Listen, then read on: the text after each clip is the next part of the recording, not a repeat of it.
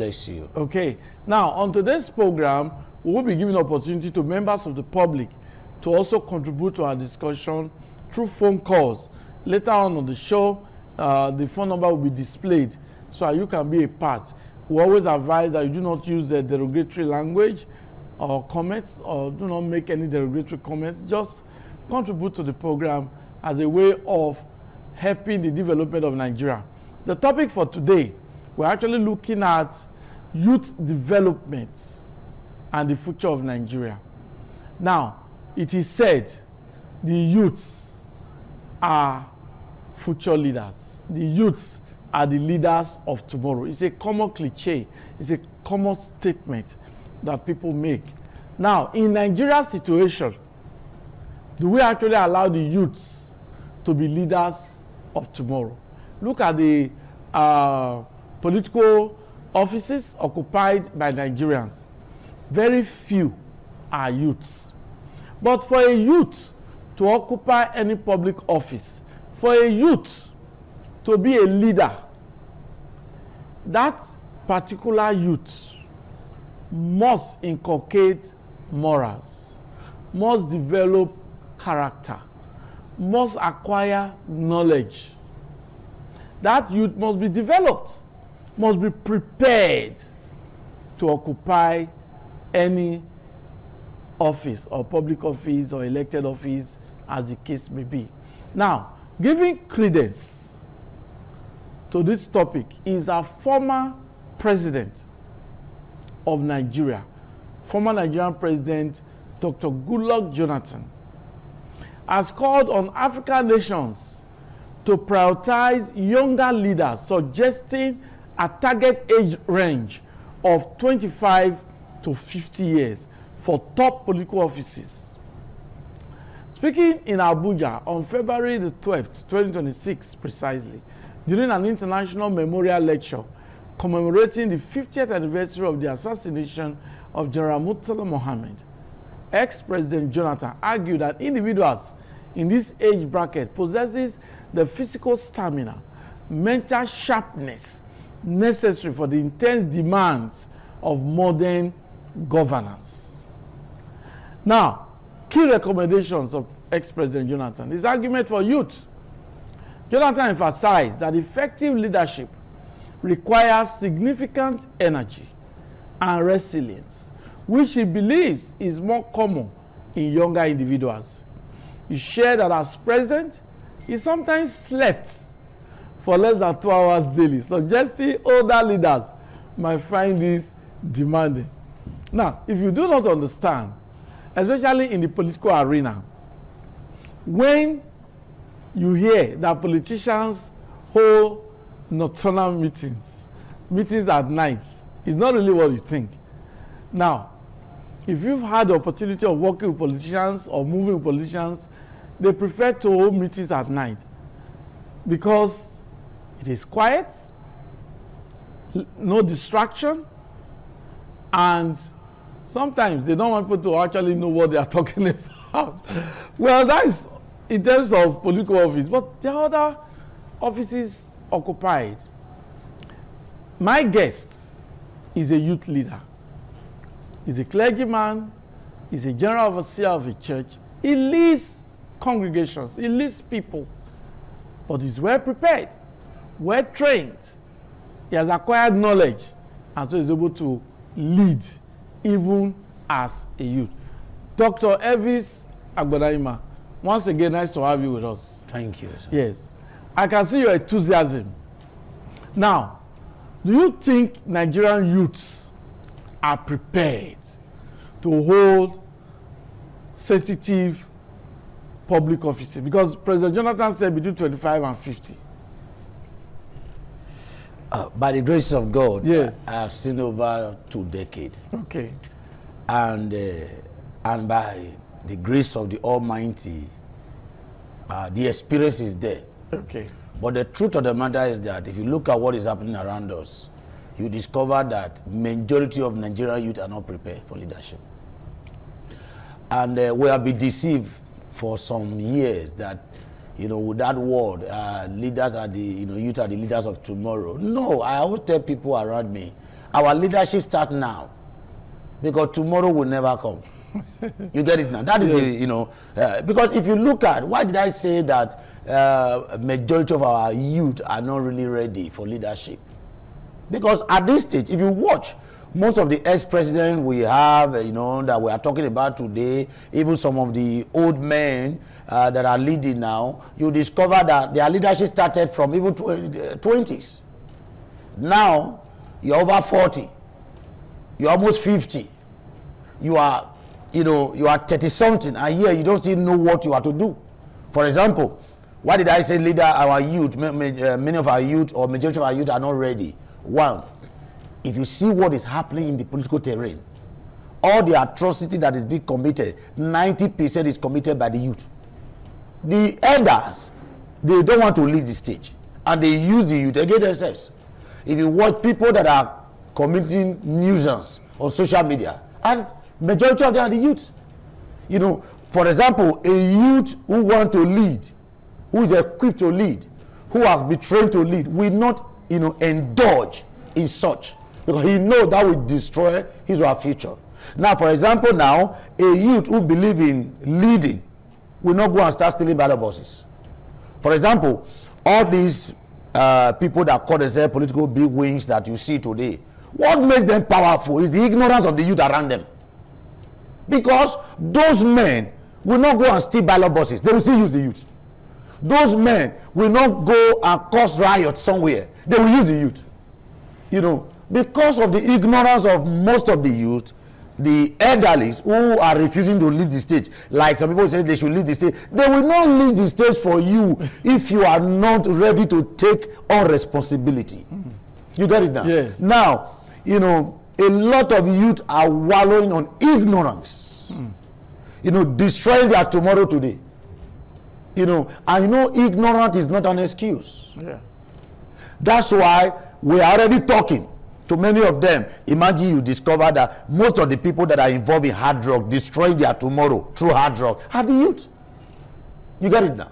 Now, a youth who want to lead will not want to indulge in abuse of hard drugs, because you know that it can destroy your tomorrow. It can destroy your system. It can make you unfit for leadership.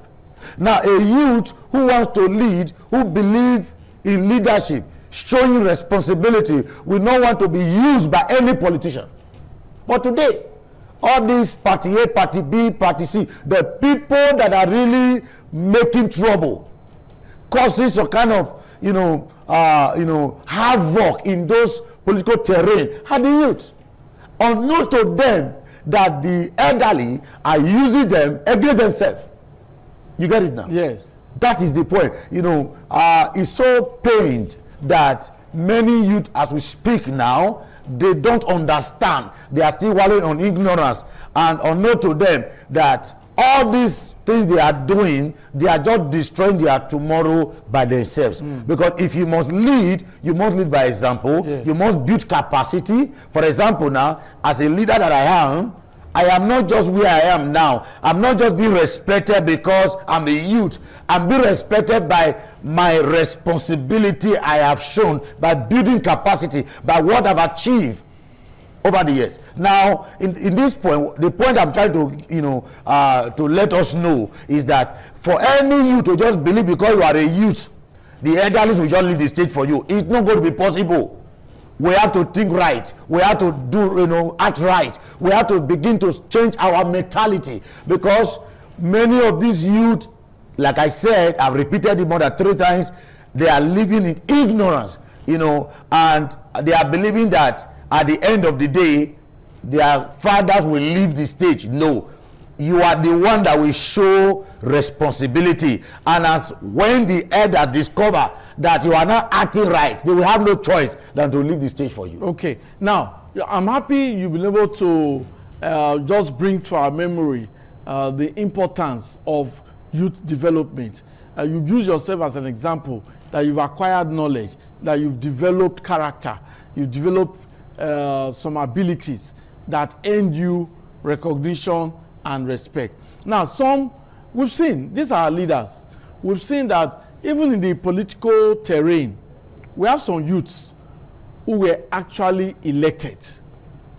But if you look back to Nigeria's history, in the after the, let's just say after the Civil War or before the Civil War, we had youths as leaders.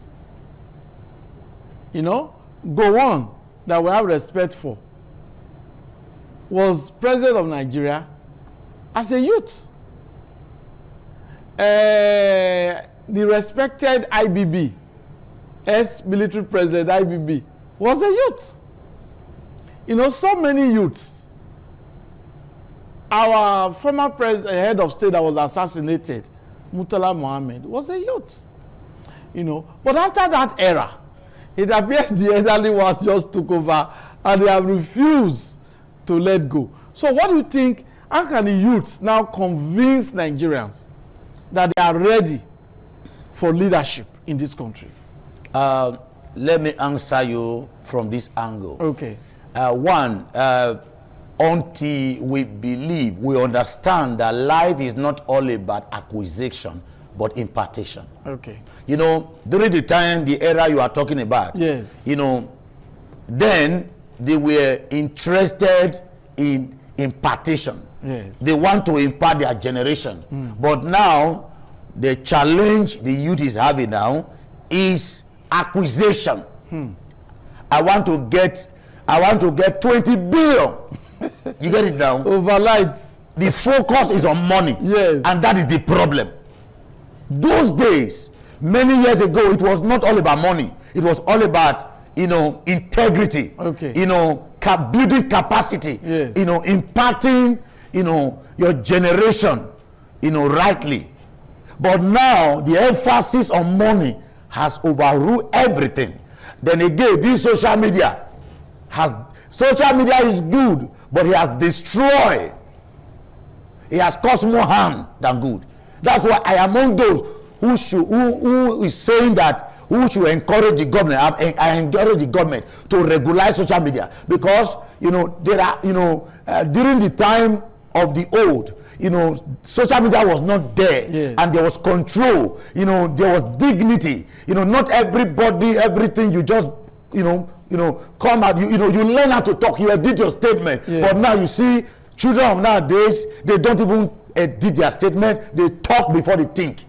You get it now? Now, social media is good, but it's causing more harms than good. Yeah. Because now, a lot of people, you know, a lot of fake life is in social media. People just come on social media showing a vehicle of 150 million, and the other guy is thinking, how can I get it? You know, how he got it. Some of them, they got it very legit, you know, in a very legit way. Yeah. But some too, they got it in a corny way. But the youth of now, they are not interested whether it was in a legitimate in a very right way, whether it was, you know, acquired in a perfect way. No. Yes. Provided I got the car. And the emphasis, in short, family yes. value.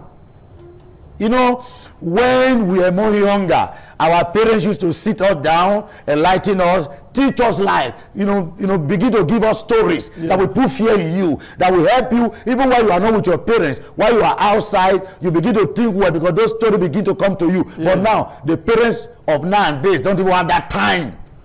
You get it now? Most of the children, the youth of nowadays have not been lectured by their parents. And now the foundation, even the Bible says, if the foundation is faulty, what can the righteous do? Now, the foundation that brought a lot of youth are faulty.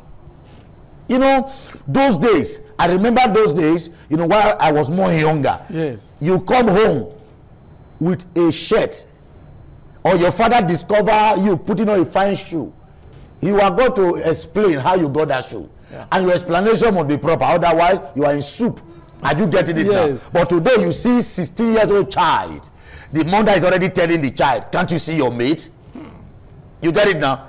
Listen, the family value, there's a problem there. You get it now? It's been eroded. You get it now? You see a child of 20 years, the father and the mother is expecting the child to feed them, to take care of them. It's a major problem. I do get it now. Now, at the end, anything the child does to get money doesn't concern them. You get it now. Now, that's why you discover that the youth that is breeded now, there's a great loss of family value. Those days when I was most younger, I can tell you, if you stay outside for too long, you are in trouble. But now, you see a young girl will sleep out, and the mother will say, when you are coming, bring something for me. Oh. Are you getting it now? Yes. All these are, family values have been lost. Yes. You get it now. And if we are going to help, we need to still help the youth, because most of us now, we are talking, letting them know that life is not all about money. Life is not all about acquisition. When you go to Western world, you discover that there are so many of them there. Many of them there in Western world, they will have money so that they can be driving a very cheap car. But you see here, a boy of 22 years want to drive a vehicle of 250 million. Which is very expensive. You get it now? Yes. Now, all these are the reason why you discover that now even the youth we are talking about, they are not even interested in the leadership anymore. All they are just interested is how I can acquire money. You get it now? Yes. That's why you see many of them, they have money, no sense. Okay, I'm going to talk about something that I believe you can really explain, because as a clergyman, it is believed that even in the church, that some youths, not well dressed, maybe they are involved in some kind of shady deals, but they have money. That in the church, sometimes even the clergy seem to recognize them instead of reprimanding them, instead of correcting them publicly, instead of shaming them. Is that before we talk about the church, is that not a problem? Before we talk about the church, yes, the truth of the matter is this: if we are truthful to ourselves, it is the family that make up the church. Okay. That child left a home before he came to church. You get it now? Yes. That child that was not well dressed. Are you aware these days a lot of family? I remember when I was still more younger, let me say that word. Yes. I know of one of my auntie, when his son was misbehaving seriously, then the husband was a commissioner of police, retired. This woman took her son, went to the police station and arrested her son. I said, deal with my son, he's misbehaving. But can I shock you now? The parents of nowadays, they cover iniquity, they cover evil. Now after you are, listen, there are some children, even as a clergy, you have to be careful. There are sometimes you talk to some children, yes, they go back to their parents and tell their parents. The parents sometimes will see that as an abuse, that you have abused their family. They might even stop coming to church. Even at that, some clergymen are still talking. Yes. But what am I trying to say? Most of these youth, they left their house naked. Some of them, their parents went to market to buy it. For them. You get it now? All these things that you see some girls are putting on, they left a home. They came out from a house. When a mother is naked, what do you expect the children? When I know of those days, there are men, even though they indulge in smoking, they hide to do it. Now, a situation where a father sends his children to go and buy me cigarettes, then you know the child will start testing it. Yes. You get it now? Yes. Now, most of these, atrocity that is being committed, yes, begin from the home. If the family circle is playing their role, it will be easy for the church. So a situation whereby the family allow it to flow. Now, what can the church do? The church can only do what they can do. So parents are supposed to be role models. Yes. The first teacher of a child, the first teacher is from the home, the parents. Okay. But the situation whereby the parents is not organized, or they don't care, they don't have that time, yes, or they allow everything to go. Even you from outside, when you speak, sometimes you can be labeled as an enemy of the family. Are you getting me now? Yes. But if the family circle decide to handle their home, then the church and the community, because it takes a community to train up a child, but the community can help if the family is approve it. But the situation whereby the family allow it to flow, you have to be careful what you see. That's why you see children of nowadays, they can look at you elderly, the way they will talk to you, you will advise yourself to be calm, otherwise a child will insult you. You get it now? No, it's just the truth. Yes.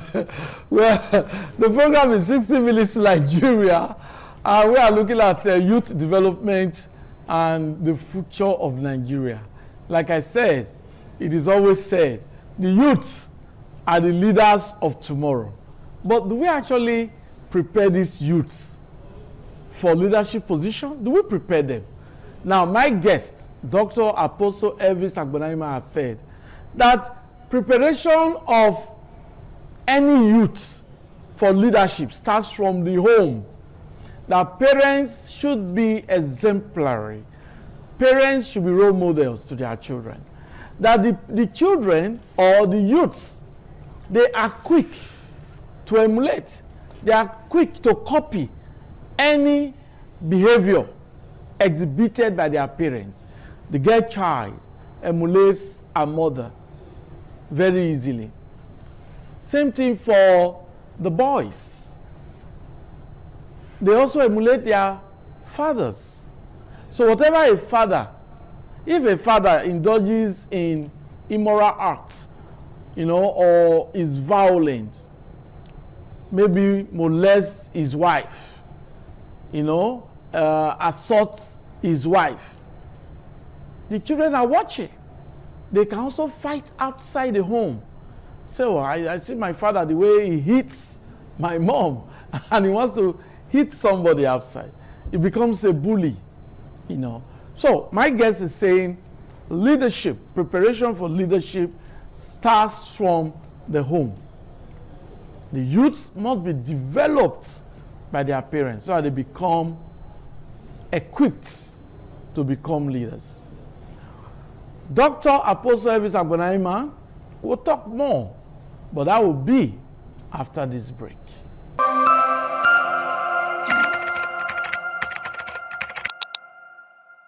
Okay, it's always a delight to have you on the program. 60 Minutes Nigeria, a platform created to dissect national issues. And today we are looking at youth development and the future of Nigeria. How prepared are the youth for leadership position? Former President Goodluck Jonathan seemed to give us the premise on which we are actually basing our discussion today. He said between the ages of 25 and 50, we should allow the youths within that age bracket to take up leadership positions, that they have the energy, they have the strength. I agree with ex-President Goodluck Jonathan. Dr. Elvis, do you agree with the president that the youths actually, if they are prepared, have the energy, have the strength? And sometimes we see leaders who are elderly sleeping, you know, even at the National Assembly. Sometimes you see some persons, while the Senate president is talking, some senators are sleeping. Some members of the House of Reps, they are sleeping, you know. Could that be age? Maybe that's what ex-President Jonathan is alluding to. For me, yes. I partially agree with him. Okay. Because it is not just the elderly that is at fault. We, the youth, are at fault. Okay. If we are ready to take a bold step. Yes. You know, just for example, all these political parties now, they have youth. And they decided to say the right thing must be done. I bet you the elderlies, the fathers, yes, they will listen. Because in all these political parties, they have youth. Even though those elderlies have planned, whether it is good or bad, they need the youth to bring into reality. Yes. Now, if the youth decide to say, no, we will not fight. You were 23 years when you started leading. You were 21 years, you were a commissioner. Now it is over. You are now 60-something years. You are now 70 years. You are still leading. No, this time we are going to take charge. I bet you there will be order. Until we make up our mind to do the right thing. All this talk, all this lubalo will continue. If we are waiting, just like, sorry to use this word, yes, a lot of women are waiting for them to just give them position. No. You know, even in spiritual matters, yes, you fight for deliverance. You fight for freedom. Because if you are not ready to fight, the devil will not let you go. And the fight is not using weapon. The fight is not being insultive. The fight can be saying no to some certain policies, saying no to some certain behavior, to say no, it is in our time. I want to impart. In our time, we want this to change. If the youth in oneness team up to do the right thing, the elders will listen. Thank you very much. Just to let you know that to allow members of the public to contribute to this discussion, you will agree with me, it's an interesting discussion, because if the youths must be leaders, they must be prepared. A lot to be talked about. Is education a scam? Because you need education. We'll talk about that after this break.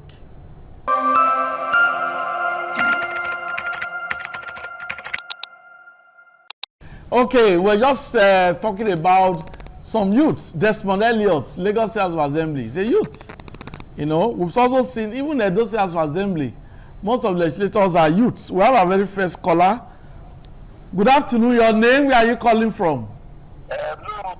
Good afternoon, my great man. Good afternoon. Your name, where are you calling from? Dixon from Obiasa to Igbobazuwa. Thank you very much. All the way from Igbobazuwa. Please go on. I'm very happy. Our doctor has spoke all what we supposed to spoke. Thank you. Then I will stand by what Goodluck Jonathan said.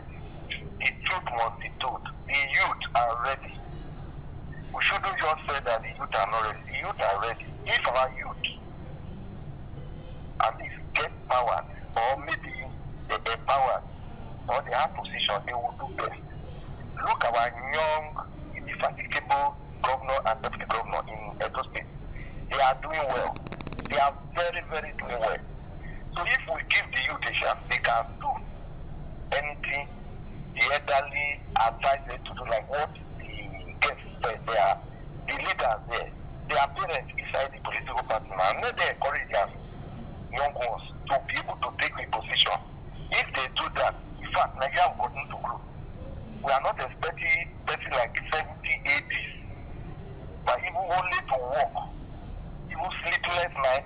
See the youth of today, they are very vibrant in technology, and our life now is almost technologically ruining.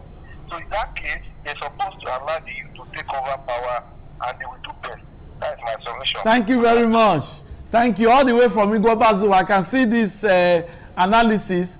He has just commended the governor of Edo State, distinguished Senator Monday Okpebholo. He also commended the deputy governor of Edo State, Dennis Idahosa. He said they are youths and they are doing very well in Edo State. So, thank you very much, all the way from Igbobazuwa.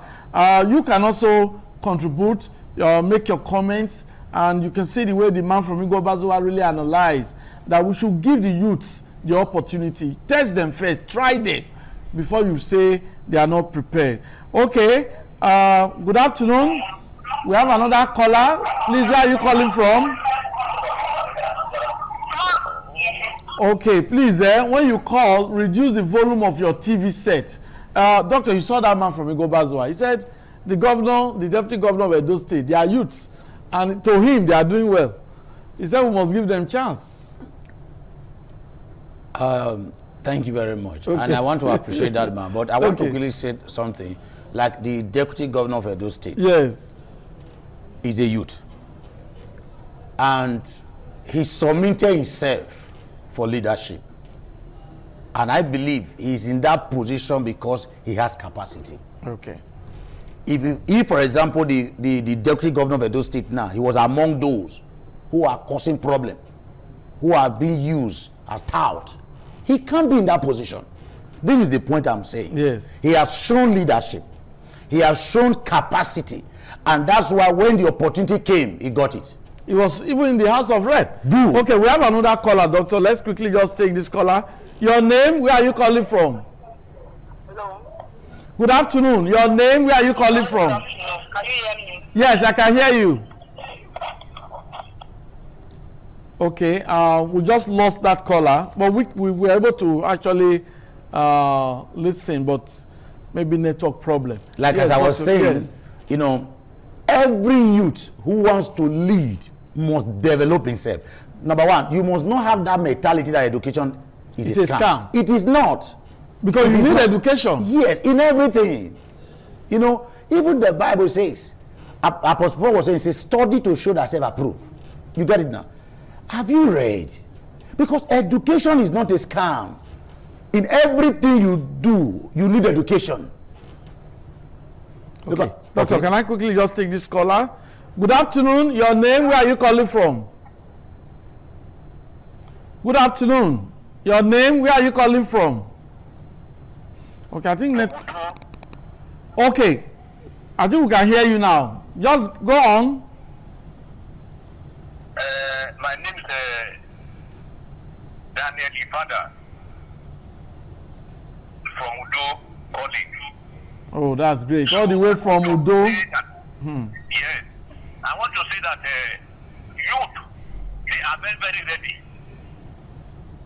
Only that our elderly that have occupied the position, they doesn't allow the youth to come inside.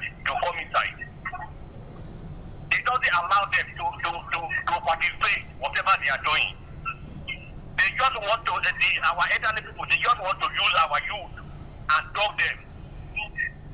So, our youth, they are very, very ready. Thank you very much. All the way from Udo, he said our youths are ready, but the elderly persons must give the opportunities to the youths, and let's see what the youths can do. Thank you very much from Udo. That's the caller. Doctor, you were making some comments, yes. Like as I was saying, it is true that a lot of the youth are ready, but I still have to say this: the majority of the youth are not ready. You know why I say they are not ready? You know, a lot of youth is being used against themselves and against their future. Okay. A situation whereby all these political parties have youth, and these political parties that have youth, the people that commit the atrocity, commit some crime, political thugs, political thuggery, are still the same youth. You don't expect those fathers to carry weapons to be doing what they are doing. Now, if truly the youth are truly ready, I agree that majority of the youth, a lot of youth are ready, but I still submit that majority of the youth are not ready. Okay, we have another caller. Your name, where are you calling from? Please, anytime you want to make, you want to contribute, once you call in, reduce the volume of your TV set so that it will not affect your calls. Please, you need to know that anytime you call in, reduce the volume of your TV set. Like yes. As I was saying, the elderly, it is clear that they are not ready to leave the stage. Now, it is with the youth, once they are done leading you, their children will take over. We've seen some places now. If why is the education good? Now, if I submit for leadership, you don't expect someone like me now to be used for thuggery. No, it's not possible. It can't work. Yes. Because I know myself. I know my right. And, I have been enlightened. Yes. Therefore, I will not want to use my hand to destroy my tomorrow. You get it? You see why education is very good. That's why even some of these elderly, they don't want you to even go to school. So that they can always use you. Manipulate you, enslave you. You get it now? Because education is not a scam. Listen, that's why I said when I was talking, I said some people have money, no sense. Okay, let's just get this other caller.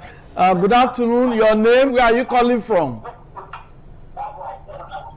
Hello, your name, where are you calling from?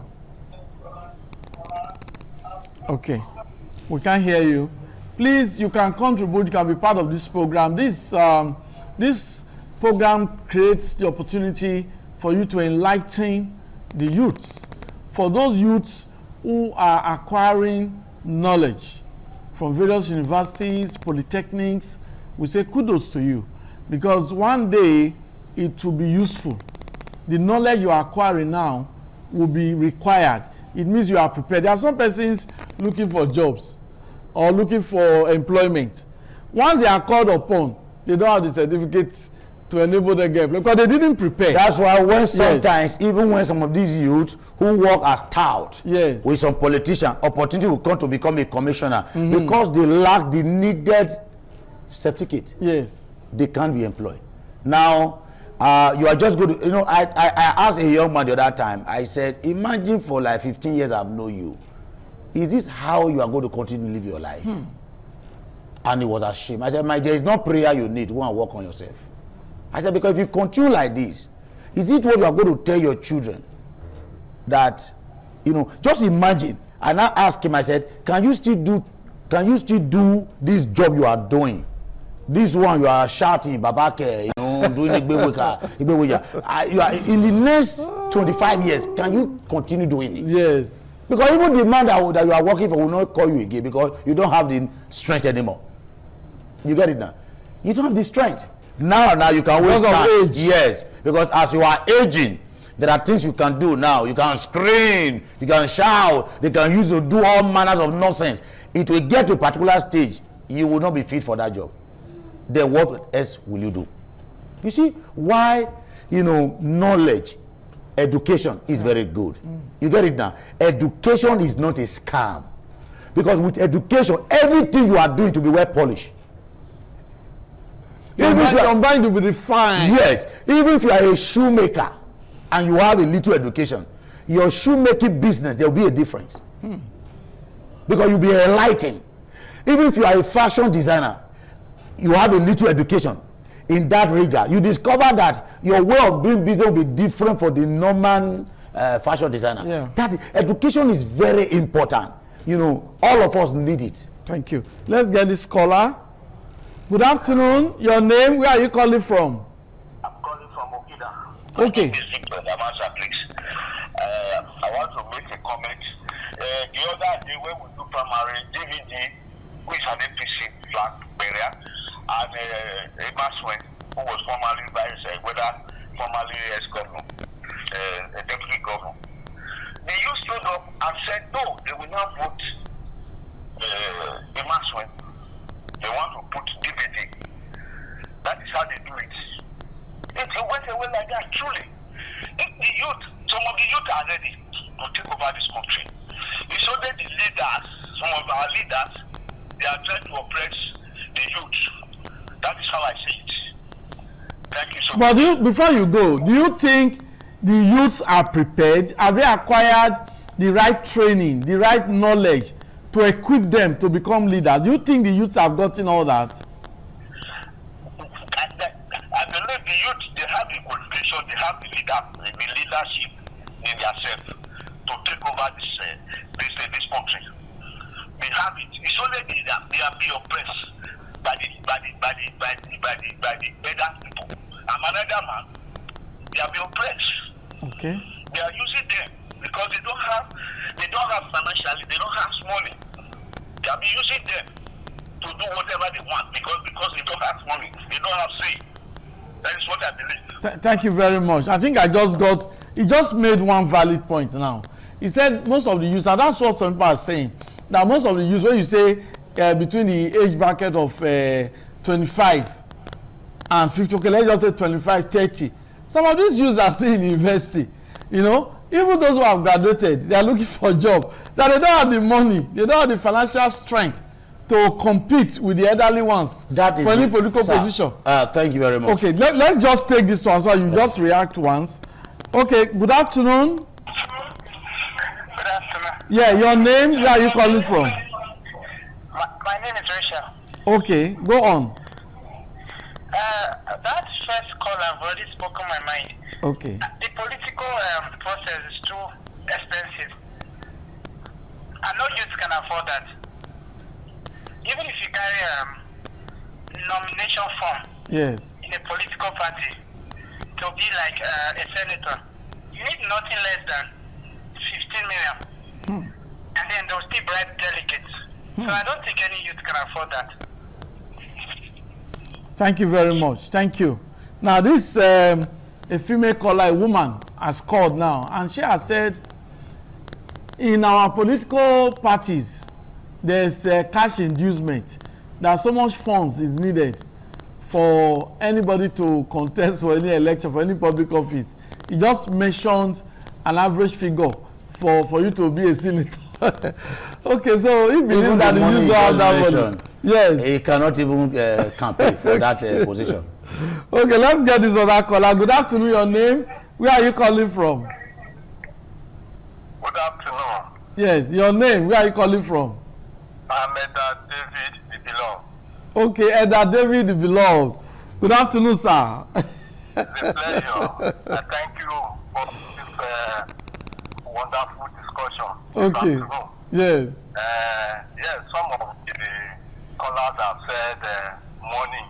But you also know that people have to, especially now, have to belong to groups, or what they call caucus. And how many of them have the capacity to join these groups? You know, there are groups there. And it's now, of course, you know, the one the government is trying to deal down, you know, having like what they call courtesan and all those things that they are fighting now. You know, but in an attempt to at least come up, they have to belong to some of these groups. So these are the things that is, you know, hindering many of our youth from participating. Even Nigeria as a whole, just look at it. From independence to the time we are now, there have not been any effort by government to put things down that will encourage youth to look into leadership position. It's nothing on ground. Education we are talking about now. Where are the public schools? What can they give to our youth? Just look at our public schools. What do you find around there? It's only private schools now that are even trying to do something. How many of us can afford the school fees from private schools? That's the situation we find ourselves. There is nothing on ground to encourage the youth. Thank you. Thank you very much. The Beloved. I love that name. So you wrap it up, Dr. Elvis Agbolayima. No, back to the major matter on ground. Yes. You know, it is true that politics is very expensive. You know, that is where the unity of the youth need to come in. Because if you look at the whole scenario, you discover that the elders, they always sponsor the youth against themselves. You get it now? Always sponsoring the youth against themselves. Now that's why, you know, education has to come in. We knowing what we want. Yeah. Then two, you know, unity, because the youth has the number. You get it now? If the youth come together in unity, in one accord to say, well, this is what we want to do, and they are not able to sponsor the youth against themselves. Listen, the elderly, which in a very simple way, they will leave the stage.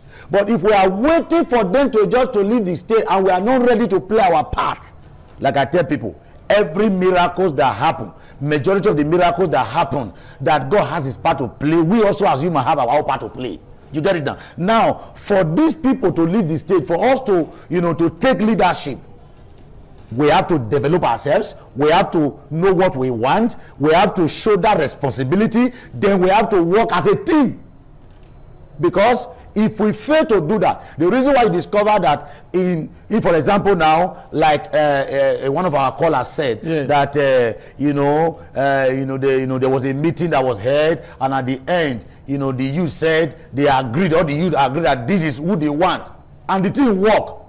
You get it now? Because the youth, there was an agreement. Yes. There was in a kind of unity. You know, assuming they sponsor themselves, you know, they allowed themselves to be divided, that decision would have not come to, you know, reality. Yeah. In other words, at this time, the youth, we need to develop ourselves. Yes. We need to take responsibility, because if we are not ready to take responsibility, there is no way these men, these fathers will leave the stage. Because it's only in Nigeria that a man of 75 is still stealing. Ask me whether you want to go to the grave with the money. A man of 75 is still stealing billions. You get it now? Yes. And those billions that he's stealing, he will take part of it to be sponsoring the youth against the youth. Thank you very much, Dr. Apostle Elvis Agbonahima, you have really said a lot, and you know, I couldn't help it. I couldn't control my emotion. I don't know why somebody of 75 or 70 or, you know, is he stealing public funds? Where is he taking the money to? To the grave, of course. So it's really touching. Nigerians, thank God it is the Lenten journey, Lenten season. It's time for Nigerians to change their ways. The Muslims are engaged in Ramadan. The Christians are engaged in the Ash Wednesday was on Wednesday, and the Lenten journey has started. People should change their ways. The youths should not regard education as a scam. They should acquire education. They should be prepared for leadership position. When the opportunity comes, they are qualified, they take it. If you do not prepare yourself, once the opportunity comes knocking, you will not be qualified to occupy such positions. On that note, I say thanks for being a part. I must commend Dr. Apostle Elvis Agbonahima. Thank you very much for your time. And our viewer out there who have been with us from the beginning of the program, those who joined midway, we are grateful. My name remains Egosa Agbonlao. Bye-bye.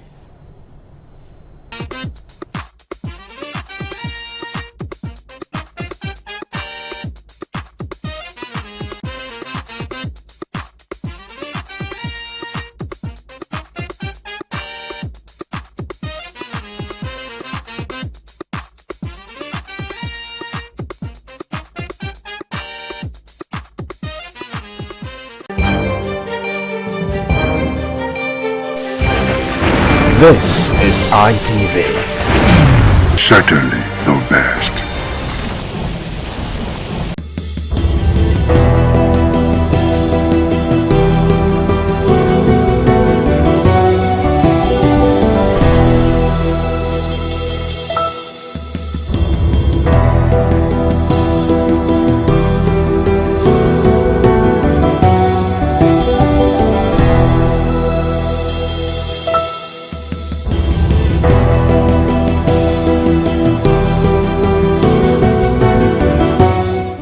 Viewers, welcome to Viewpoint on ITV. I am Caroline Okonji, and it is that program that gives you and I opportunity to talk about some of the trending issues in the country and how it affects us as citizens. So today we're going to be talking about the withdrawal of police personnel from very important personalities in the country and how it's going to be affecting us as individuals, or better still, how it's going to impact us as citizens. And then again, the debates on legalizing gun ownership. So let's go talk to some persons and hear what they have to say in regards to this topic. It is Viewpoint on ITV. I am Caroline Okonji. The Nigeria security architecture, I think it is a very, very wrong approach at this time. The way you talk about developed countries and thinking of how police operate, the environments are not the same. First, we do not have good roads. That when you call for police in an emergency response, if it's like in the developed countries, you see police appearing within minutes. You hear of cases of assassinations in places like America. It's only a matter of days they will find the killers of those people. Those are not the situations in Nigeria. People kidnap people in their houses, people kill people on the way, they don't even know who the killers are. The only thing too that also makes some of these people not to be on the road is the simple reason that when they know that there are escorts following some VIPs and some people on the way, they know that it's possible that at some point they will see unexpected police presence. But when they now get to the point where they now say, no, they cannot go with police and then the road is free and all that, you are only inviting terror back to us. If I'm traveling on the way and I know I'm licensed to have a gun in my car, some other persons are coming, and maybe we run into hoodlums, and they know that out of these 20 cars, there's a likelihood that 15 to 16 have arms in them. That will also create that sense of security for the people that are involved. So I just think that it is Yes, the idea to say let's have police at different points is there, but the architecture and infrastructure to support such an idea, we don't have it yet. You don't have drones flying everywhere. If you are overseas, you press a button in your house, they know it is emergency. The police will come, condone of your area, and the people cannot even escape. The police right now, as they are, first, there are no vehicles, they are not well equipped. So how do you even do it? I think that the decision by Mr. President needs to be reviewed. I see it as a right development based on this issue that the president has made concerning police should be withdrawn from notable personalities that are in our society. You discover that for the police to be able to combat insecurity, we have less police in the society. Most of all these notable personality, you just discover that one person will be having 10 police. 10 police. If one particular person is having a police, about 10 attached to him,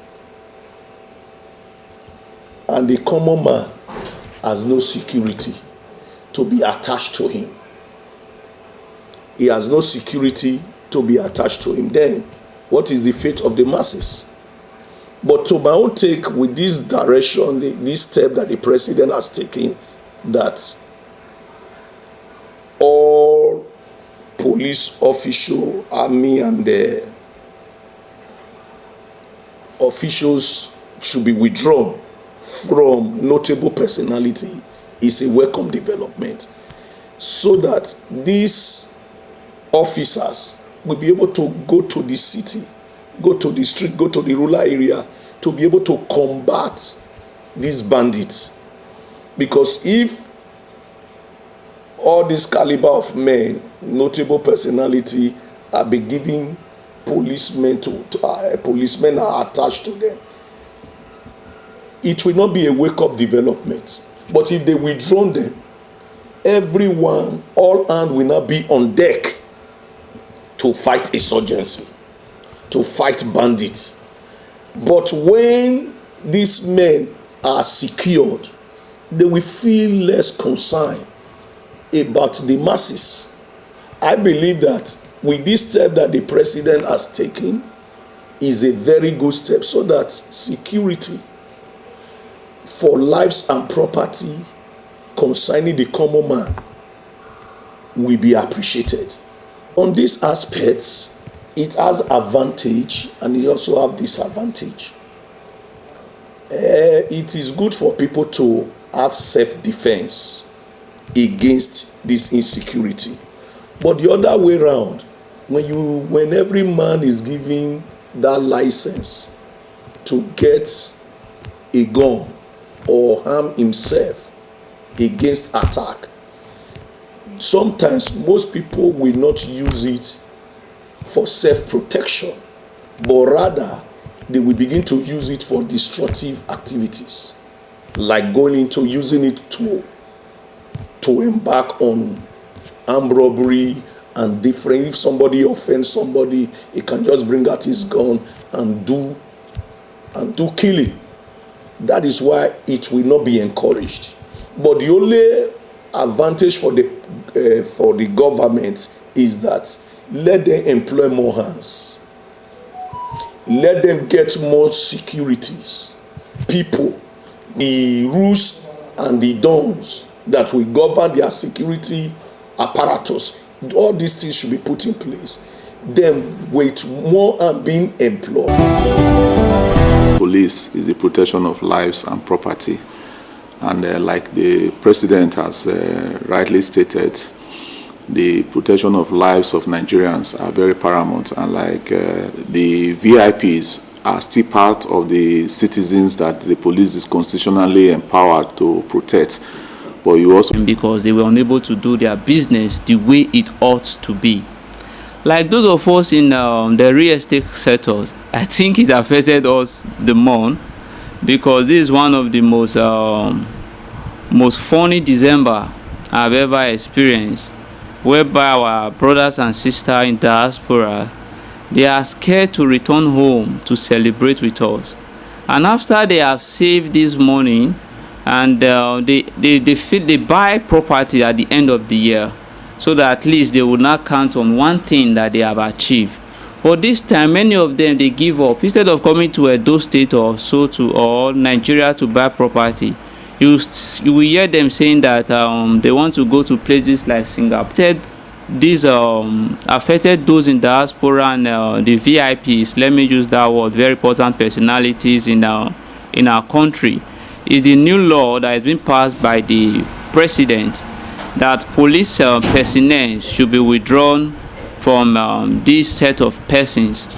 And you know, the current situation of insecurity, these things restrict us to do a lot for our loved ones, because if you don't sell property to get money, so there's no way you are going to spend money. So if you check, though we are having traffic and all these around, but the truth is that the well-being, the lifestyle has cost them a lot. If the guns is being legalized to every citizen, it's going to cause more havoc at this initial stage. So I believe instead of legalizing gun to individuals, let's recruit more local security personnel that understand this terrain of this environment, because a stranger will not know my community more than me. So if they empower these perpetrators, the criminals, it will be able to at least help us a lot. So owning a gun or legalizing that they are handling weapon, we see what happens after some of them have taken what they are not supposed to take. After when their adrenaline get high, when they are angry, we see how they misuse the gun. So now legalizing gun for a trained person, a civilian, is going to cause more havoc and disaster. While the opinions of our respondent varies, and some think that the statement by the president to withdraw police personnel from VIPs in the country in order to combat crime, some are also saying that it is not a welcome development. But in all of this, the security of citizens and properties should be a priority. That is what people are clamoring for, and it is something that should be done in order for lives and property of citizens to be secured and for security to be guaranteed. It is Viewpoint on ITV. I am Caroline Okonji. Many thanks for watching.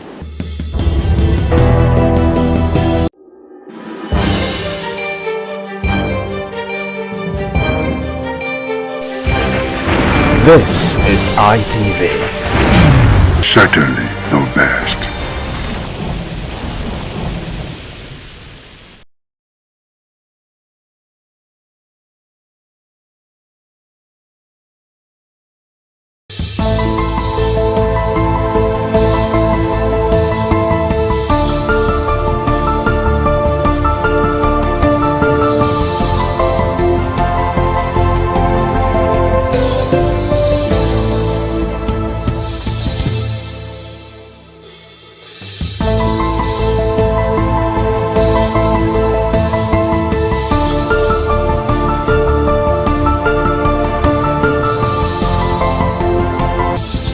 Thanks for staying with us on the program Icons on Independent Television.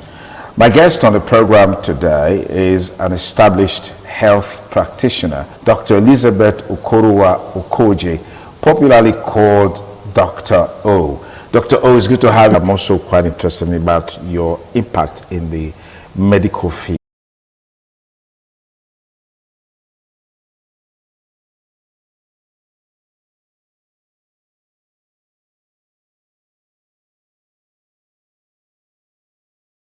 One day I want to sell myself in Nigeria Airways. Nigeria Airways said, yes, we can use you.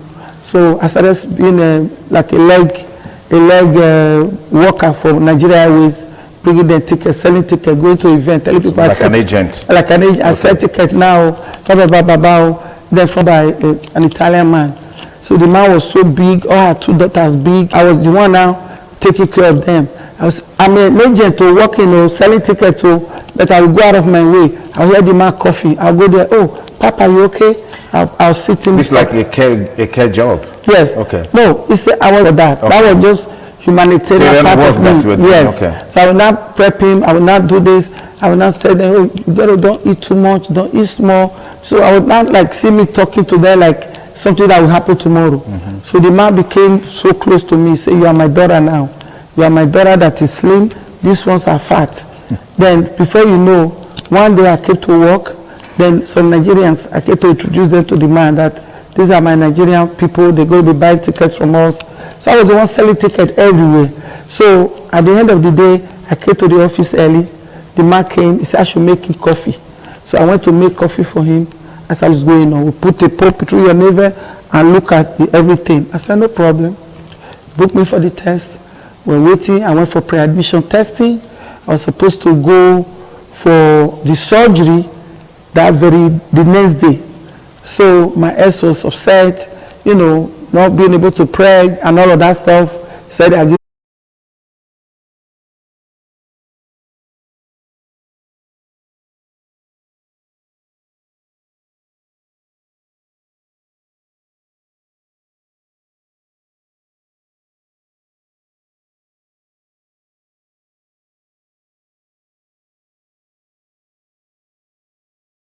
or even nothing. I started doing the money was coming everywhere. Okay. So at the end of the day, I was so sick and I was getting big in a very funny way. So then I called my doctor. I said, I don't feel good. He said, don't tell me you're pregnant again. So we went to do the test. They said, I'm pregnant. Then they now said, you are just 12 weeks pregnant. You just missed your period, right? I said, I didn't even remember whether because I just had a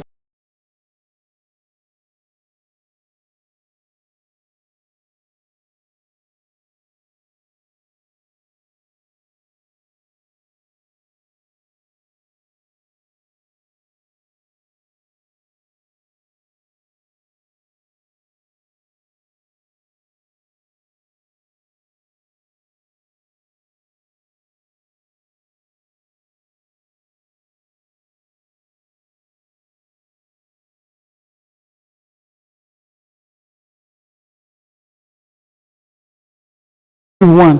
I said, doctor, God forbid. He said, we're talking about you now, sister. That's my doctor. Because you have fibroids, the babies will never survive. Yeah. I said, you are not my God. Give me your hands again. Should I pray for him? That's how they took me to the hospital. I was there for 5 months. Wow. I was in the hospital for 5 months. I didn't move. I was counting and I was still doing my airline business. That was when I lost that business. The guy that was when I had the baby, so then I said, you know what? I told my ex, I said, you remember I told you I was saving money. I said, I'll be saving money. Let's go buy a house. I found a house we can buy. He said, buy a house, okay? Where? For white neighborhood. No.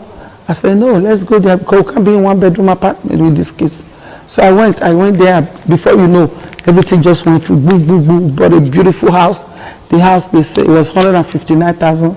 So I gave them $100,000. My husband was like, where did you see this money? I said, well, since money was all the time, I started to learn how to save. Because I know we have children. So I said, I want to go to school. I always say I want to go to school, become a pediatrician. Wow. Because I never took my kids to the doctor. Yeah. I checked them at home, do everything. So that's when you went into medical practice and no, then when I wanted to go to school, yeah. I have a mentor, an uncle. Not really an uncle, it was a family friend. But he's a family friend. Okay. But he became like my father now. Father, like a mentor. Yeah. Brother, I will take you to the university. I will take you to the university, King University. Because then I didn't have no papers yet. So I will guarantee you, because he went to that, because he went to that school with flying colors. I will guarantee you to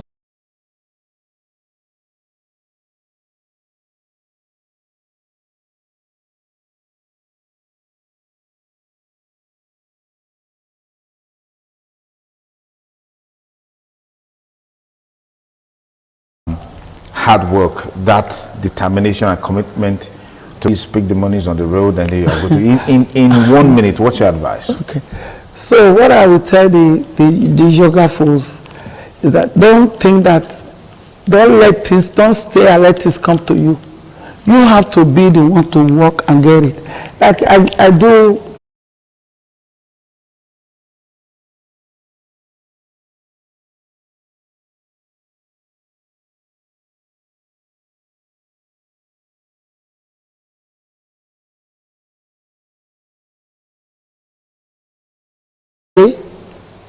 Elizabeth, are you going to just lay there? If I go down, my kids go down. So instincts. Yeah. But this case in America, they are taught this in school, because if you think America is just a country where people just see things coming, it doesn't come.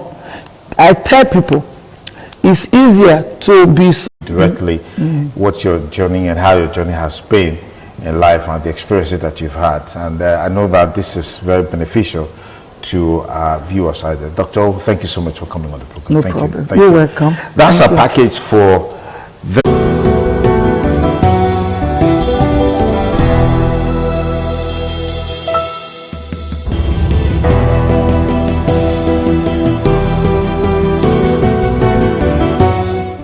Viewers, welcome to Viewpoints on ITV. I am Caroline Okonji, and it is that program that gives you and I opportunity to talk about some of the trending issues in the country and how it affects us as citizens. So today we're going to be talking about the withdrawal of police personnel from very important personalities in the country and how it's going to be affecting us as individuals. With this direction, this step that the president has taken, that all police officials, army and the officials should be withdrawn from notable personality is a welcome development, so that these officers will be able to go to the city, go to the street, go to the rural area to be able to combat these bandits. Because if all this caliber of men, notable personality, are be giving policemen policemen are attached to them, it will not be a wake-up development. But if they withdraw them, everyone, all hands will not be on deck to fight it.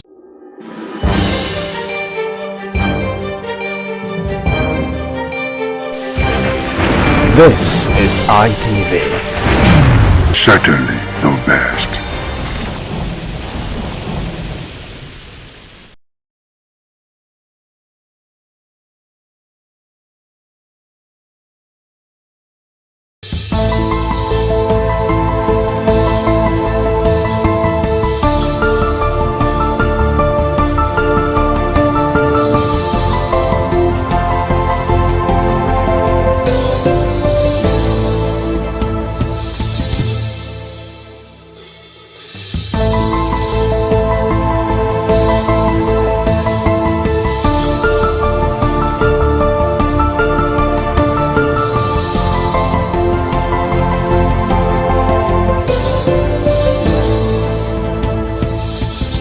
Thanks for staying with us on the program Icons on Independent Television.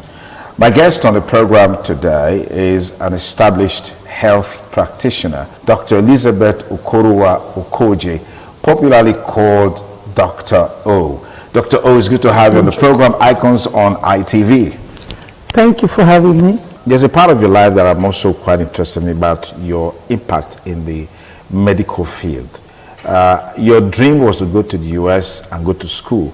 In a sense, that did not come on time. You went into business. And then, of course, somewhere along the line, babies started coming. And so share with us briefly your history, your journey in terms of your medical practice. Okay. So what happened was, after the clothing and the fashion and all of that, so I now saw that when they invited me to one big event, that, devil always try to come into marriages. So my ex said he's not taking me. So the friend said, I will take you. The friend took me to this place to sell clothes, do all my thing. He was taking notes. Then he now went to Africa. I took their next flyer. They were advertising the next event. He took their flyer. Then the next event, nobody came to my shop. Then they said, we bought this $20 over there. And when there was him, I'm like, what? Your ex-husband? Well, the friend that took me there. Okay, he said I was making money. When they had trying to undercut you. So when that came, I said, you know what can I do now? What can I do now? I said, okay, how about I go to travel and tourism school? Because they had it in the school I went to before to learn how to type. I asked them, they said, you can do it in 3 months. I did it in 3 months. Then I was looking for a job. Nigeria Airways was there. I want to sell myself in Nigeria Airways. Nigeria Airways said, yes, we can use you. So I started being like a leg worker for Nigeria Airways, bringing them tickets, selling tickets, going to events, telling people. Like an agent. Like an agent. Okay. I sell tickets now. Then from there, I saw this cruise line and travel. I went into there owned by an Italian man. So the man was so big, all her 2 daughters big. So I was the one now taking care of them. I'm an agent to work, selling tickets but I will go out of my way. I'll hear the man coughing. I'll go there. Oh, Papa, you okay? I'll sit in. It's like a care job. Yes. Okay. No, I was an agent selling tickets. But I mean, for the Italian man and his children, you said the man was on the big side. Yes, I wasn't there for that. Okay. That was just humanitarian part of me. Yes. Okay. So I will not prep him. I will not do this. I will not say, oh, you don't eat too much. Don't eat small. So I would not see me talking to them like something that will happen tomorrow. So the man became so close to me. He said, you are my daughter now. You are my daughter that is slim. These ones are fat. Then before you know, one day I came to work. Then some Nigerians, I came to introduce them to the man that these are my Nigerian people. They're going to be buying tickets from us. So I was the one selling tickets everywhere. So at the end of the day, I came to the office early. The man came. He said I should make him coffee. So I went to make coffee for him. As I was bringing the coffee, the man died on the spot right there. So then the daughters, they went into smoking, they smoking all this, before you know, the other daughter died. Wow. Then the other one remained, told me, Elizabeth, how about I just give you, buy this thing from me. Can you afford the place? I said, yes. So he said, buy it. I said, okay. So the travel agency became mine. Wow. So I started doing, and I turned it to Lee's Travel. The Lady Chris Fashion. Lady Chris Fashion to now Lee's Travel. Then Lee's Travel started going worldwide. I started selling tickets everywhere. So from there, anybody that want to buy tickets, they must come to me. So I applied to be a consolidator. People look at my volumes, so they gave me the title to be a consolidator. They made my business to be a consolidator. Okay.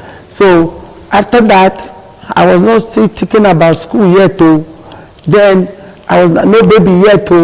Then I was not trying to see, okay, since I can't have children, what can I do? I went to all the doctors.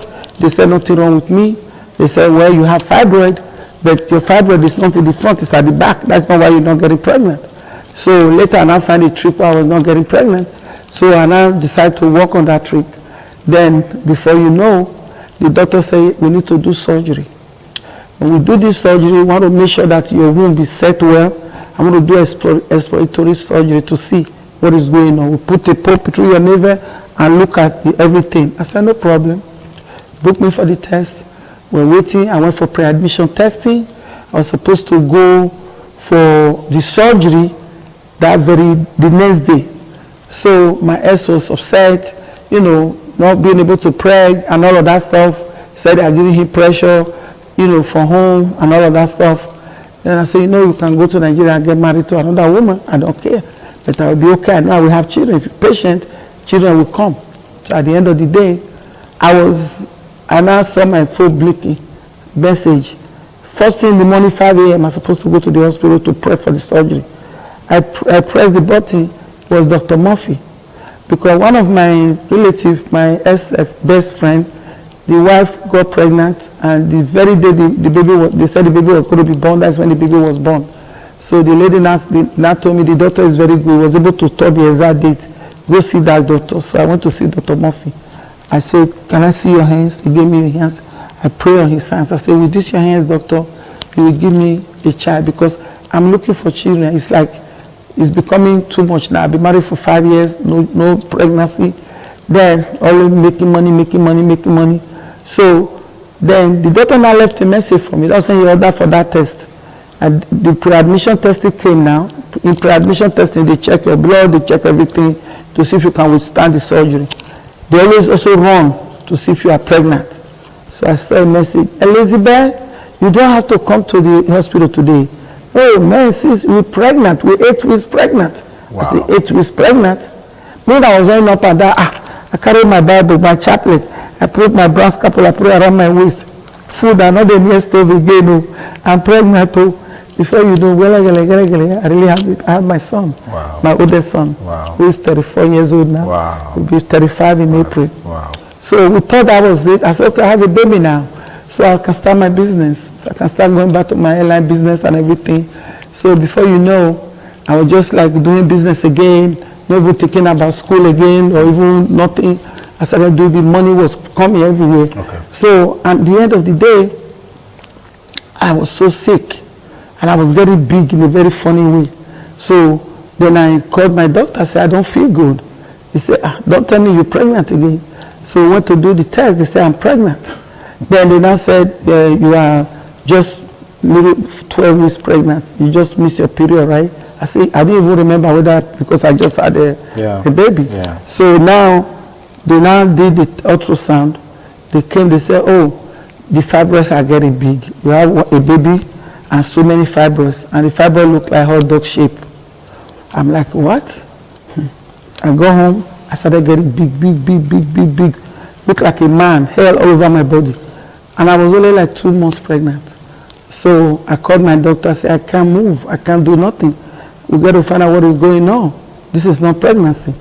He said, okay, I'm in the office. Come to the office. I said, I can't. I had to call the ambulance to take me. They had to remove my door to take me to the doctor's office. When my doctor saw me, say, oh shit, what is going on with you? I said, I don't know. You say I'm pregnant. So they now run ultrasound. The doctor now just ran out. Went to call the doctor. The doctor said, oh my God, 1, 2, 3, triplets. Wow. Then my eyes say, wow, do they have triplets? I they born 3 babies. I never see this. So yeah, the doctor, they were planning, was telling the doctor, what can we do? The doctor said, well, there's something we can do. We can take 2 out. I leave 1. I said, doctor, God forbid. He said, you know, we're thinking about you now, sister. That's my doctor. Because you have fibroids, you know, the babies will never survive. Yeah. I said, you are not my God. Give me your hands again. I pray for him. I said, they took me to the hospital. I was there for 5 months. Wow. I was in the hospital for 5 months. I didn't move. I was counting and I was still doing my airline business. That was when I lost that business. The guy that was, when I had the baby, we were still in 1-bedroom apartment. And I said, we can't live like this. Babies crying everywhere, police coming every day. They think that my baby, I'm abusing my child. Yeah. When they call, they see that I have 4 kids. Yeah. So then I said, you know what? I told my ex, I said, you know, you remember I told her I was saving money. I said, I'll be saving money. Let's go buy a house. I found a house we can buy. He said, buy a house, okay? Where? For white neighborhood. No. I said, no, let's go there because we can't be in 1-bedroom apartment with these kids. So I went there. Before you know, everything just went through. Boom. Bought a beautiful house. The house, they say, it was $159,000. So I gave them $100,000. My husband was like, where did you see this money? I said, well, since money was all the time, I started to learn how to save because I know we have children. So before you know, I bought that house. We were in that house, triplets. My house was full. Everywhere, people coming and going. Wow. America, God bless America. Wow. Nurses, home-hearted, everybody. Me, I didn't really do nothing. What they were doing, they would just say, sit down. I would sit down, we would just be pumping the milk in a gallon for kids. You know, at the end of the day, I went to, one of them called me. He said, for your mental health, what do you want to do? I said, I want to go to school. I always say I want to go to school. Then the pediatrician said, you should really go to school and become a pediatrician. Wow. Because I never took my kids to the doctor. Yeah. I checked them at home, do everything. So that's when you went into medical practice and studied? No, then when I wanted to go to school, I have a mentor, an uncle. Not really an uncle, it was a family friend. Okay. He's a family friend, okay. But he became like my father now. Father, like a mentor. Yeah. Brother, Daddy Oshokbekai, Mike Oshokbekai. Okay. Very smart man. So, and he said, you know, I will take you to the university, King University. Because then I didn't have no papers yet. So I will guarantee you, because he went to that school with flying colors. I will guarantee you to go to the school. So Mr. Bridges was the admission officer, so they did all they have to do. He said, is she smart? I remember him asking Daddy, he said, is she as smart as you? Yeah. I said, yes, I'm very smart. I said, anything I do now, if it's 4 years, I will do it 2 years. He said, no. And the maximum you can do, the minimum you can do is 3 years. Yeah. I said, okay, I'll do it 3 years. Then the uncle that said, you know what, don't go and be doing all those business administration, because I did home economics in college of education. Very good at it. Father Mesa used to use me to sing everywhere. So, and my uncle, Selo Jeme, may so rest in peace, and the wife is still alive. He was really there for me. He is the one that I say, you know what, I'm going to make him proud. You know what I mean? So he got me a job with NCE for level 8. What was my interview? And I got there, he just told them my niece know how to cook, my niece know how to dance. Father Mesa said, can you dance for us? I started dancing, flipping and all of that. They said, we got the job. So I was teaching in a dancing catering school in Benin City. Okay. So on that note, all that experiences that I went to America, I saw America, I thought America was good. Yeah. I gave my stuff out here. When I get to America, I'm going to buy another one. Get to America, press button, food will come. America is a struggle country. You have to be able to know what to do. You have to be able to make something out of nothing. As we conclude now, what's your advice to younger people who today believe that they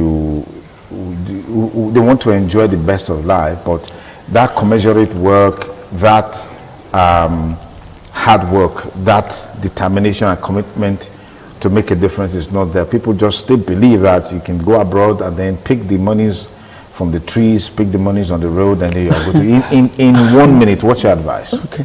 So what I would tell the yoga fools is that don't stay and let things come to you. You have to be the one to work and get it. Like I do motivational. I'm a motivational speaker actually. Okay. Go to universities, cities during the history month. Then I have my own talk show in America. So, which I'm branding here now, you know, Get Inspired. TV? Yeah, Get Inspired with Dr. O. Okay. So I'm getting my own channel TV here so I can, you know, bring it to my country and impart the country too, you know. So I always tell the young kids, I say, you know what? The life you want to live tomorrow can be determined today. Don't wait. Don't look at anybody. And don't be afraid to fail. Because when you fail, all you have to do is to take a deep breath, re-strategize, see why you fail, and continue moving. Why people don't make it, young people, they think that things can just be given to them. And that is how I raised my kids. I have 4 kids as a single mother. My kids were just entering teenager, middle school. When I woke up one day, I became a single mother. 4 kids, 3 the same age. I'm like, okay, Elizabeth, are you going to just lay there? If I go down, my kids go down. So I have to make sure I don't go down, because if I go down, they will go even more. Yeah. Because me, I have some African survival instincts. Yeah. But these kids in America, they are taught this in school. Because if you think America is just a country where people just see things coming, it doesn't come. I tell people, it's easier to be successful in an undeveloped country than developed country. Everybody hustling want to go to America. If you cannot make it here, when you go to America, it's still the same thing. You're not going to make it. You have to be able to have a foundation, have a good foundation. Get inspired. That's why I have my program, Get Inspired with Dr. O Concept. Because I am the mama of everybody. I'm the mother. of everybody. Go to New Jersey, Mama, oh, Mama, oh, Mama, oh, Mama, oh, Mama Hollywood. My entertainment business is Hollywood. Mama, oh, Mama Hollywood. Mama, oh, Mama, my children's friends call me Mama Africa. Then my colleagues call me the Odogu Mama. So I'm like a one-stop center for everybody. Okay. People come, they tap on me first. What do? I start to see myself telling them, educating people how to really go from angle A to angle B. Okay. And when you fail, don't give up. Keep striving. Make sure you keep going. Focus. Work with people that are positive. If you have friends that are all they talk is negative, that will never get you anywhere. I will look for people that are better than me. Okay. So that I can learn from them. Okay. That's what you need to do. All right. And it's easy. Thank you very much. Thank you. It's been very, very inspiring, insightful, talking with you, hearing from you directly what your journey and how your journey has been in life and the experiences that you've had. And I know that this is very beneficial to viewers out there. Dr. O, thank you so much for coming on the program. No thank problem. You. You're welcome. That's our package for this week on the program Icons on Independent Television. Hope you had a great time with us. Be sure to join us, same time, same station next week. We'll bring you another segment of the program. Till then, stay blessed and bye for now.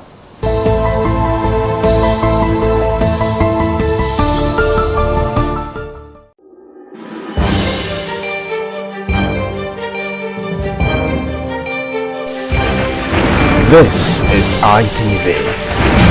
Certainly the best.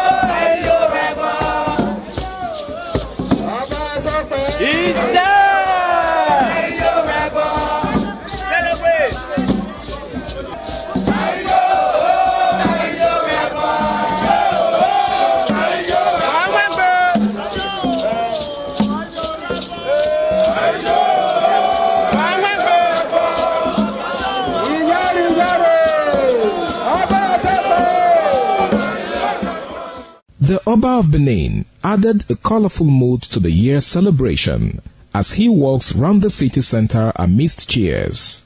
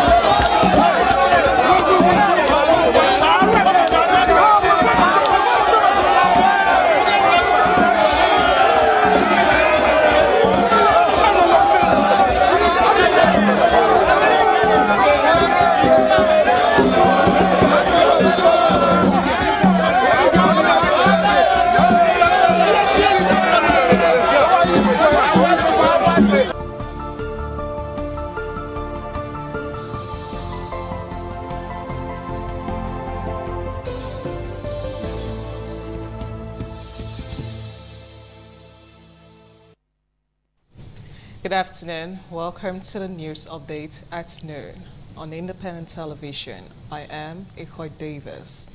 The governor of Edo State, Senator Monday Okpebholo, has strongly condemned the recent attack on members of the African Democratic Congress, describing the incident as an internal party crisis that was taken too far. In a statement by his chief press secretary, Dr. Patrick Ebojele, Governor Okpebholo expressed sympathy with the affected members of the party, saying that it was unfortunate that certain elements allegedly exploited the peaceful atmosphere of Edo State to perpetrate violence. The governor also condemned what he described as the importation of thugs and miscreants from outside the state under the guise of party politics, pointing out that such acts will not be tolerated going forward. He stressed that as the chief security officer of the state, he would not stand by and allow Edo State to be turned into a theater of conflict in the name of political rivalry. The governor further declared that no amount of political blackmail would sway the people from supporting a government they hold dearly, emphasizing that politics should center on performance, engagement with the people, and the continuous efforts to earn their trust and confidence. He maintained that as a leading political force in the state, the APC welcomes healthy opposition and would not be intimidated by what he described as blackmail or self-inflicted attacks.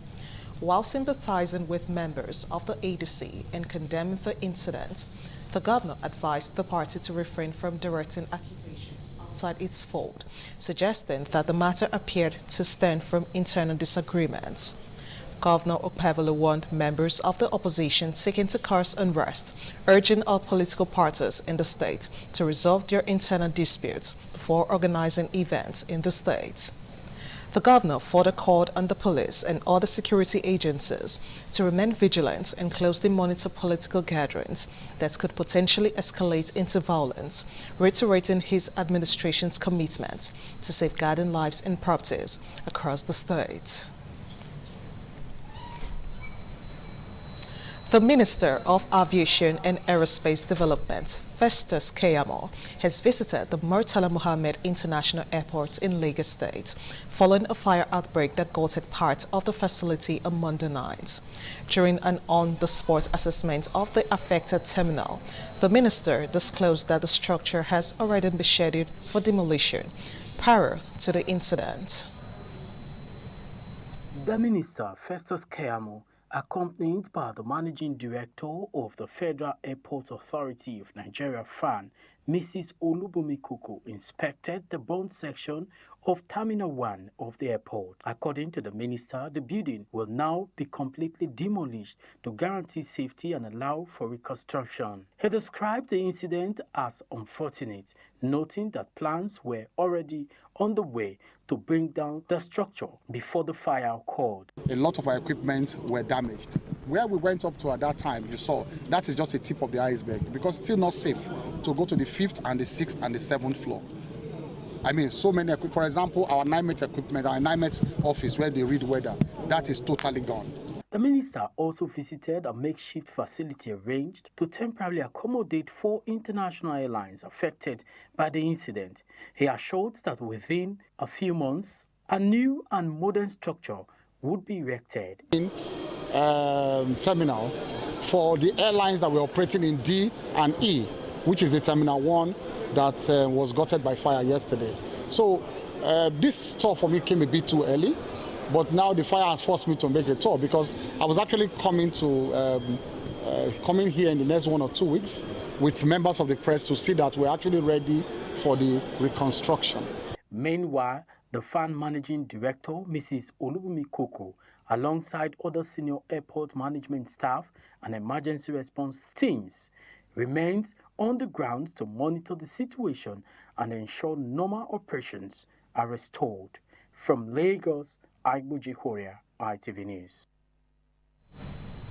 In acknowledgement of distinguished service and devotion to duty, 46 police officers were decorated with new ranks by the Assistant Inspector General of Police, Zone 5, comprising Edo and Delta States, Samadogo, on Tuesday.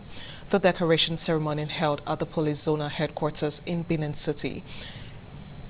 Members of the Inspectorate cadre, families of the promoted officers, and other distinguished guests. Cholade Ocho reports.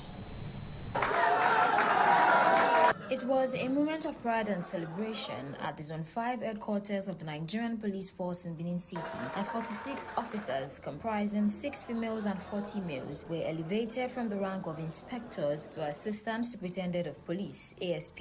In his remarks during the ceremony, AIG Salman Dogo commended the police authorities for their commitment to manpower development and the welfare of officers and men across the country. He advised the newly promoted officers to see their new ranks as a call to higher responsibility, urging them to redouble their effort in service to the nation. Gentlemen, to whom much is given, much is expected. Your promotion, I want you to see it as a challenge. Your behavior, your attitude, your conduct should reflect that of the rank you are carrying today. In their separate remarks, the newly promoted officers expressed appreciation to the Police Service Commission for considering them worthy of elevation. By the grace of God, now that we have been promoted, we are going to improve in our duties. We are going to be polite to the member of public. We are going to be committed and obey all lawful orders. Well, I give God all the glory for making today possible for me, and also thank all my officers. We want to appreciate the Police Service Commission. We want to appreciate the IG. We want to appreciate our father here, who is the AIG, and all other senior officers present in this zone. The promotion signals a motivation for greater commitment to professionalism, discipline, and effective service delivery in the Nigeria Police Force. From the Police Zonal Headquarters in Benin, Jola Diojo, ITV News.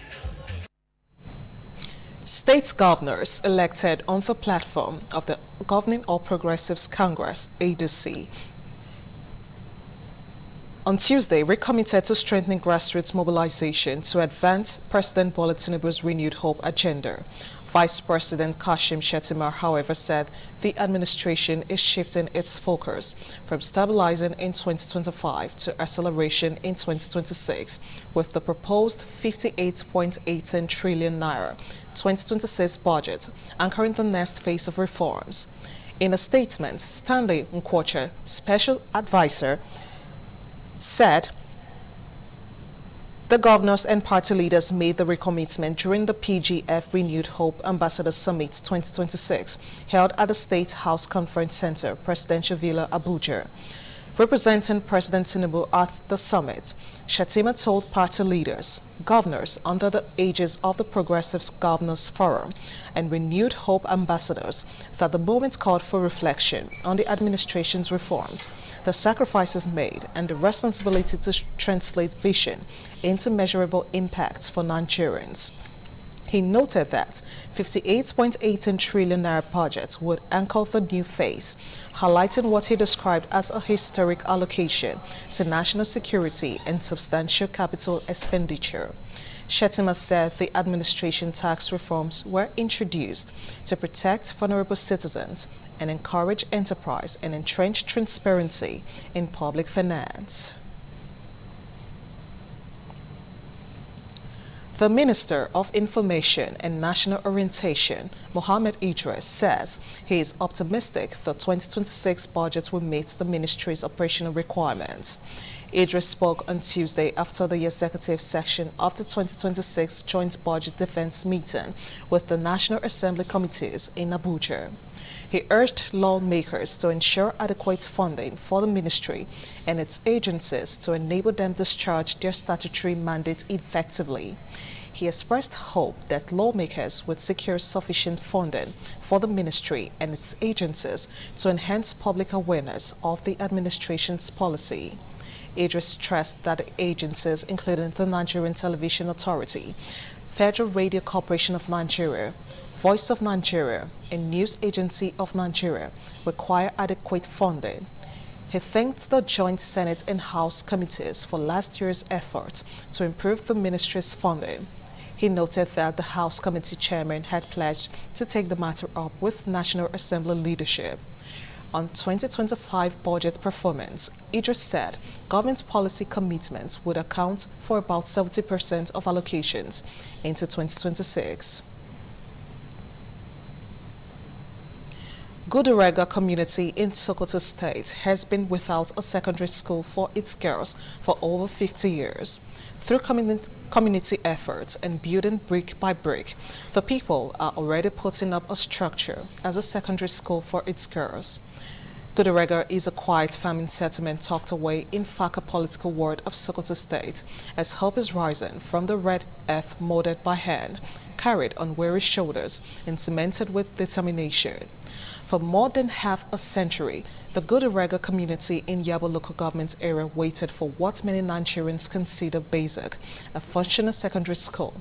However, the village has been aging for functional primary school that has for decades graduated pupils who must travel to neighboring towns such as Sayina or Yabo for secondary education. For boys, the distance is difficult. For girls, it has often been impossible. Many simply stopped at primary 6. Women in the community have emerged as some of the strongest advocates. Hajiya Salamatu Usman, leader of the Women's Association, said the efforts reflect a collective awakening. Gudurega mirrors a wider challenge. Gudurega's story mirrors a wider rural education challenge across northern Nigeria, where distance, poverty, and infrastructural gaps continue to limit girls' access to secondary school education. Nationally, stakeholders have repeatedly stressed the importance of bridging the rural-urban education divide as part of broader development goals. And on to business. The Naira depreciated to 1,359 per dollar on Tuesday, following the conclusion of the 304th Monetary Policy Committee meeting of the Central Bank of Nigeria. The currency closed weaker compared to 1,353 Naira recorded on Monday, reflecting mild pressure in the official foreign exchange market after the policy announcement. The movement comes as investors digest the implications of the Apex Bank's latest monetary policy decision. Foreign exchange market data shows a slight weakening of the Naira after the MPC announced a 50 basis points rate cut. The development signals cautious market sentiment despite improving macroeconomic indicators. The Naira closed at 1,359 Naira on Tuesday, down from 1,353.5 Naira on Monday. Also, at the meeting, the CBN Governor Olayemi Kadoso revealed that Nigerians' gross external reserves rose to $50.45 billion as of February 16, 2026, marking the highest level in 13 years. According to Kadoso, the MPC noted that remarkable performance of Nigeria's external sector, which has contributed to greater stability in the foreign exchange market, has bolstered investors' confidence. Kadoso maintained that confidence remains central to the foreign exchange framework.